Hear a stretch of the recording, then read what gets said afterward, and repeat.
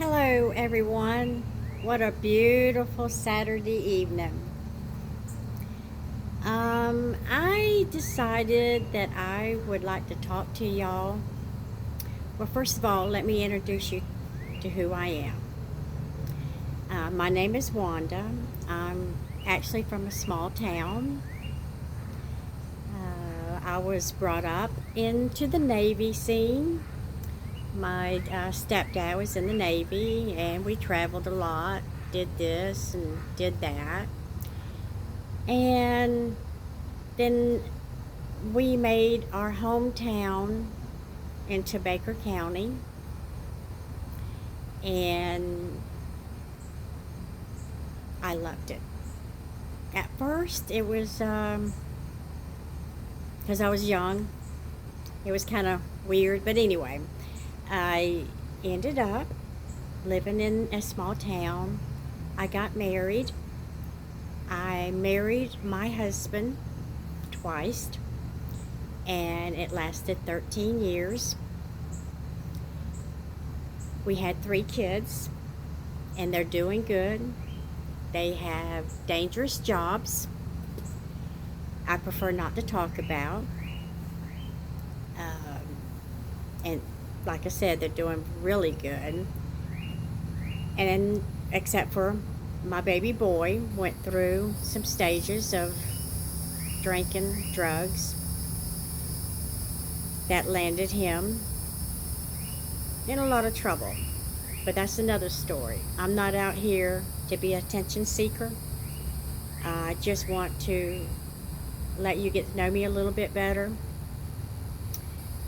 When I lived in Baker County, like I said, I was married for 13 years to my husband, and we ended up getting a divorce. We are still friends till this day. I was a firefighter for about 4 years in Glen St. Mary. Had some good times. I ended up quitting. Made firefighter of the year. Shot some hard fires, y'all, in Orlando and other places. Anyway, I ended up getting remarried, and I stayed married to him for 9 years. And my kids were halfway grown then. And anyway, so we ended up getting a divorce. And then I met this guy. No, I did not marry him, but I did live with him for about 7.5 years. And we broke up. And only because the reason it broke up is because he had a child that was kind of unruly, and I couldn't handle it. Okay, so I put the blame on me for that. Anyway, that's another story that we won't get into. Lots of stories, y'all, but like I said, I'm not an attention seeker, and I don't want to go on and on and on. As a matter of fact, I don't know how long my video is going to last before it stops, so I'm going to try to go real fast before it does stop on me. I'm not a good talker. I don't talk a lot. I'm pretty relaxed, laid back girl. But anyway, so I ended up moving to Jacksonville and met a lot of good friends, and my sister lived out here. Long story short, she ended up moving, and I got her house, and I'm just kind of taking over her house now, and I love it. It's a 4-bedroom house. I'm happy, very happy, couldn't be no happier. Yes, I am single. And another reason that I'm making this video is because I want to talk a little bit about an ex that I met here in Jacksonville. Now, I met this guy. I cannot say any names. Of course, we can't say any names. But he was Puerto Rican. I met him in a bar. Of course, I started going out, started going dancing after my last divorce. Me and my sister, we had a blast, okay? We went out all the time, all the time. I was having so much fun, y'all. Of course, now I had kids. I raised them. Raised them, and they grown up, and I didn't know what to do. So anyway, here's what I did. I went out and I had a blast. I do not drink. times I have drinking, I'm going to tell you some stories about the times that I have drinking, because I need to get some things straight. Well, anyway,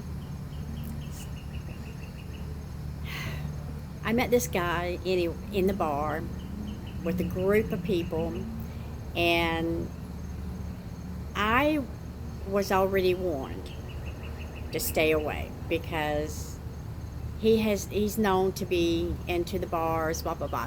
Anyway, and that was fine. He didn't drink, and that's what I liked about him, because I didn't drink, and and he was a nice guy. Now, my sister always called him Sandwich Boy. That's all I'm gonna say. But he was a nice guy, and we were friends. We were friends, stayed friends for years. And he was with a lot of girls in the bars, a lot of girls. And like I said, we were just friends. And then just like one day out of the blue, all I know is I ended up with him. And I ended up meeting his mom. I love his mom. And that's another story, y'all, that I want to tell. Yes, I'm getting it out of my head, chest, whatever you want to call it. That's what people do when they go on social media and they talk about things like what I'm talking about. Narcissists, controlling, toxic, uh, gaslighting, respect. Now, I've always had respect, even when I was married. We all still friends. We our divorces, ended up not bad. We didn't fight. We didn't kill each other and all that good stuff. And but when I ended up with this Puerto Rican guy, and like I said, he's been around. He's been named a few things, and if my friend Annabelle was still alive, I could tell her things. And honey, she did not like him at all. And I'm going to tell you some stories. She did not like him at all. At all. And she would let him and everybody else know how he was. Well, anyway, rest in peace, Annabelle. Anyway, I ended up with him. I ended up meeting his mom, loving his mom. I love his mom. Oh my gosh, I love his mom so much. She ended up passing away. And that's very, very sad. And that's another story I'm going to tell later on. Oh, I loved his mom.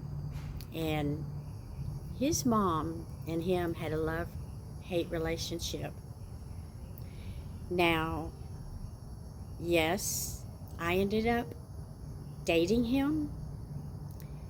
And we've had some really hard times. There's two things in my eyes. Respect. I did not get no respect. And it was just plain out toxic. Simple as that. Toxic. I should have known better. I should have known better. So I put the blame on me, not him. He knew what he was doing. It was me. Yeah, kind of naive, I don't date. I wasn't dating. And he was really nice. He was real nice. He would even cry. He was one of those guys that would cry and make you feel sorry for him, really, pretty much. And so anyway, I ended up moving in with him, and I guess I lived with him for almost a year. Well, I ended up leaving him. Why? Because our relationship was no respect. and it was plain out toxic. I can tell you some stories, and my video is still going, so I'm going to keep running my mouth, and it's going to be off and off weird stuff because I can't remember everything, and I don't want to make this a series, part 1, part 2, part 3. I don't want to go on and on. I just want to get it out and express some things that the truth is. I can remember me living with him, and he came, well, actually, I found some cookies in his truck one day, and I'm like, wow. And I asked him about it, and he said, oh, somebody made them for him, but he didn't eat it.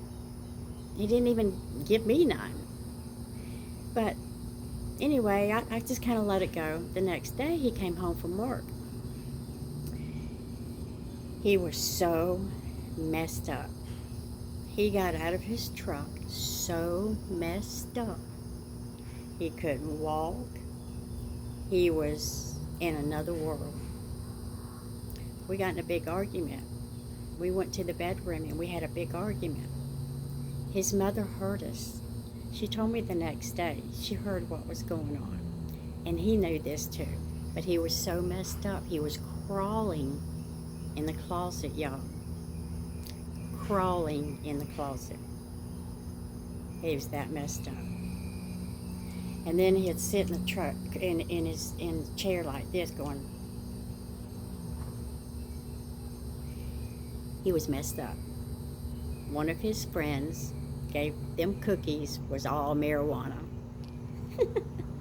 It was all marijuana.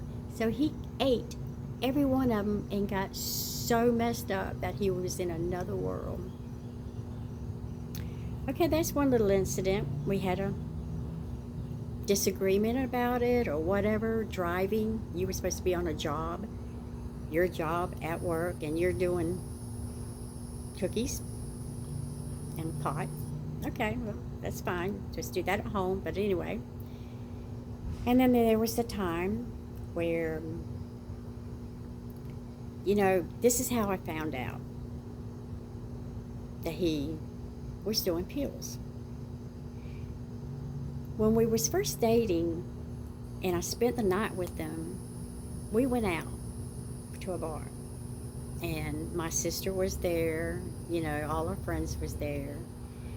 And he got up and went to the bathroom. And my sister said, hey, what is he on? He is messed up as hell.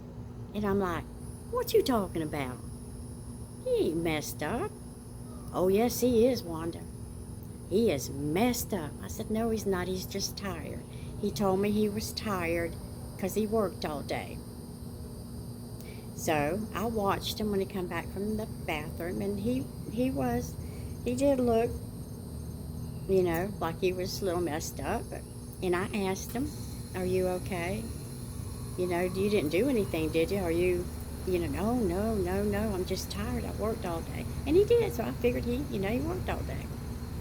So next morning I find out that he had done some pills. His customers gave him some pills. Customers don't give their employees, or whatever you want to call them, they don't give each other pills. Anyway, so he was going to work with them. He told me, look, I'm going to work for so-and-so, no names. These people are high-class people. Yep, these people are high-class people. Anyway, I get on the phone, I call Anna, and I was talking to Anna about it, and she messaged the people. Anyway, story short, we asked them to not give him any more pills because he's a recovering alcoholic, by the way. And that's another story I can tell you. He couldn't even drive for 10 years. And, like I said, recovering alcoholic. And he was doing pills, smoking pot. And the only way that you know someone does pills, because I did not know, and drugs and alcohol runs in my family, and I can tell you some stories, honey. I can tell you some really sad, sad stories, really sad stories. But I'm not going to go there because I don't want to be on this all the time like this. I'm surprised my video ain't shut off yet, but it hasn't. But anyway, back to where I was saying, the pills. Yep, I let him know. We all let him know. Don't give him no pills. Well, he ended up finding out, and yeah, we got in an argument, blah, blah, blah. Well, these people should not have gave him them pills. So, did what I could do to try to get him off the pills. And the only way that I knew that he was on pills, I know how I know that he's on pills, is he'll walk real slow, just take his time, no hurry, no rush. He just, well, that's how you know. That's how one of them. Then I can tell you some more stories. I'm going to tell you some more. I'm going to go into these stories until my video shuts off, and then we'll take it from there, y'all. But I remember we went to a motel. I think it was New Year's. I don't know. New Year's. I'm going to say New Year's. And I don't drink, but I did. I got drunk, y'all. I got drunk. I don't even know what I was drinking that night. Really, I don't. All my friends, I was drinking, and it was really crowded. Now, remember that place was crowded. And I remember it was so crowded that I was walking like this behind some dude. And anyway, I must have brushed against him, or, I have no idea, because I have no idea. But he said something, and then my boyfriend, the next morning, y'all, and I was so drunk. That night, I was so drunk, all I remember is going to bed and waking up to someone hollering at me. And I'm like, what did I do? I don't, what did I do? I was drinking, I don't drink. What did I do? He said, well, you touched somebody's butt. Well, let me tell you something about me. I don't feel nobody's butt. That's not me. Now, if we brushed against each other or something, I couldn't tell you what happened, but I don't touch nobody's butt. That's not me. Now, my sister would. She'd pinch and run. But anyway, that's not me. Anyway, he hollered, and he hollered, and he was hollering at me, own up to what you did. Own up to what you did. And I'm like, I'm sorry, I didn't do anything. I was so sick. I was puking. I started puking. I was so sick. I said, just go. Leave me alone. Leave me alone. He ended up leaving me in the motel, y'all. Now, all my friends in the band had a motel doors down from us. And I had to call one of my friends, Terry, to come get me, because I had no ride. He had left me. He had left me there in that motel. And all my band friends that was there, I'm going to tell you now, wanted to kick his butt. Till this day, they do not like him. Not mentioning who they are or whatever, but they do not like him till this day. Now, that's one of the stories. Another story is with his mom. In my eyes, he killed his mother in somewhat. Because when I left him, he said, well, I'm going to put my mom in a home, in a living facility, so I can be free and do whatever I want, get the house and do whatever I want. And he'd call me and tell me this, and I'd beg him, please don't do that. And this was during COVID time. I said, please don't do that. She was 80 something. I can't remember now. 80 something. Please don't do this.